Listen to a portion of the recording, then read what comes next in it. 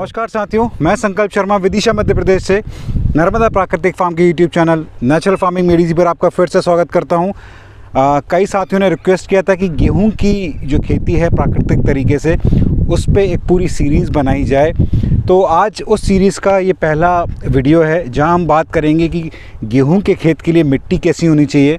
और अभी हमने कुछ दिन पहले शरबती गेहूं की हमने बिजाई की है, तो हमने किस तरह से शरबती गेहूं को हमने बीज अमृत से ट्रीट किया वो भी मैं आपको आके दिखाऊंगा।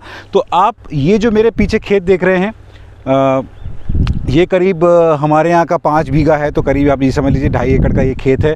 और इस खेत में हम बंसी गेहूं बोने वाले हैं।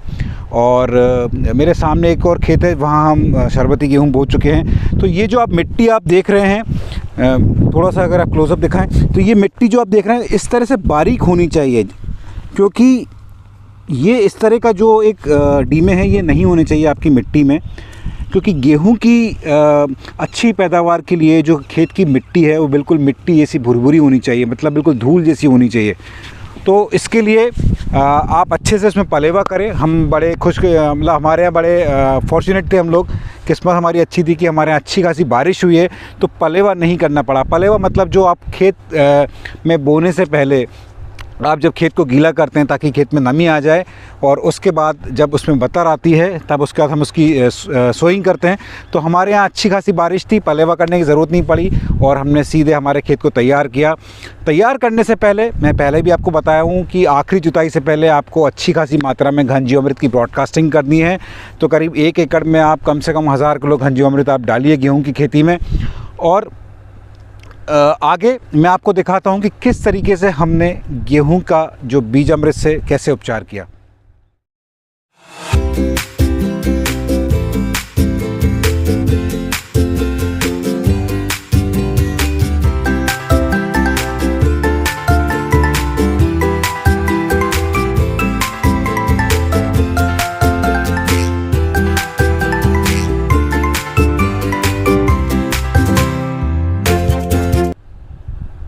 तो साथियों, ये जो प्लॉट आपको अभी दिख रहा है इसमें मैं कुछ एक्सपेरिमेंट भी करने वाला हूं। और एक प्लॉट पे हम ड्रिप पे इस बार सोच रहे हैं गेहूं लगाने का। तो ड्रिप इरिगेशन से गेहूं में उसके रिज़ल्ट्स कैसे रहते हैं वो मैं आपको ज़रूर आगे दिखाऊंगा आने वाले वीडियोज़ में।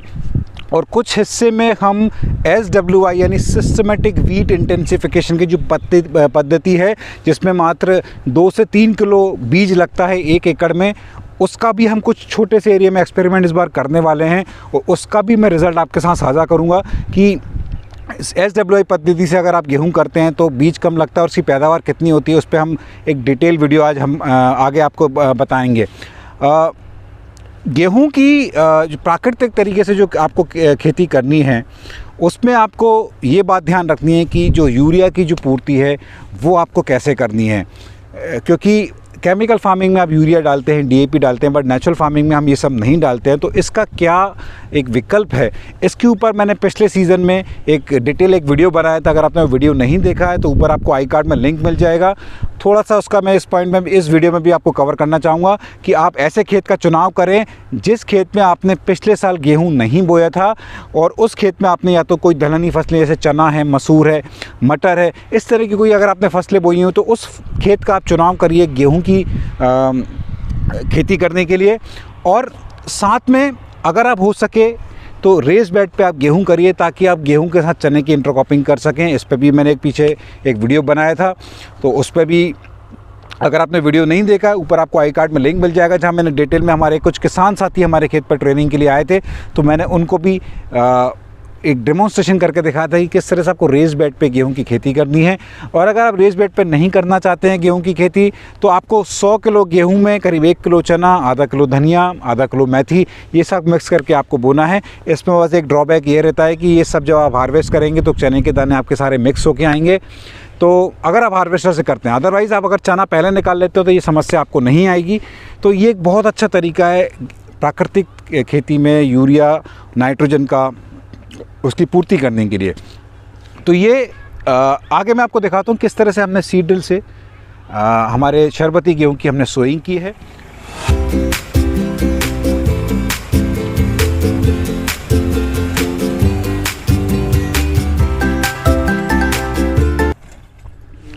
तो साथियों, ये आज एक पहला वीडियो था गेहूं की खेती के बारे में, और आगे हम आपको दिखाएंगे कि हमारे शरबती गेहूं में, और आगे हम जो बंसी गेहूं इस प्लॉट पे करने वाले हैं, जो हम रेज बेड पे ड्रिप इरीगेशन की हेल्प से करेंगे, कुछ एरिया में हम SWI पद्धति से करेंगे, तो उसका भी एक पूरा सीरीज़ मैं आपके पास लेके आऊँगा।